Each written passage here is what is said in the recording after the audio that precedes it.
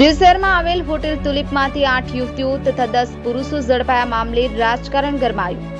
મહુવાના મોટા રાજકીય માથા દીવ ખાતે પર સ્ત્રી સાથે રંગરેલિયા કરતા ઝડપાયા। રાજ્ય કક્ષાના પૂર્વ મંત્રી તેમજ ભાજપ ભાવનગર જિલ્લાના પ્રમુખ આરસી મકવાણાના શાળા કિરણભાઈ લીંબાભાઈ રાઠોડ નગરપાલિકા ચેરમેન, મહુવા નગરપાલિકા ચેરમેનના પિતાશ્રી અને મહુવા ભાજપ ઉપપ્રમુખ તેમજ પૂર્વ નગરપાલિકા ચેરમેન હિંમતભાઈ મકવાણા, રાજુભાઈ મકવાણા, ઝાલા સરપંચ શ્રી જેસર હિતેશભાઈ ચિંચાળા, પીજીવીસીએલ કોન્ટ્રાક્ટર ઓથા, આ રાજકીય લોકોના નામ આવતા રાજકારણ ગરમાયું છે। ત્યારે સમગ્ર ગુજરાતમાં આ મામલે ચર્ચાઓ થઈ રહી છે।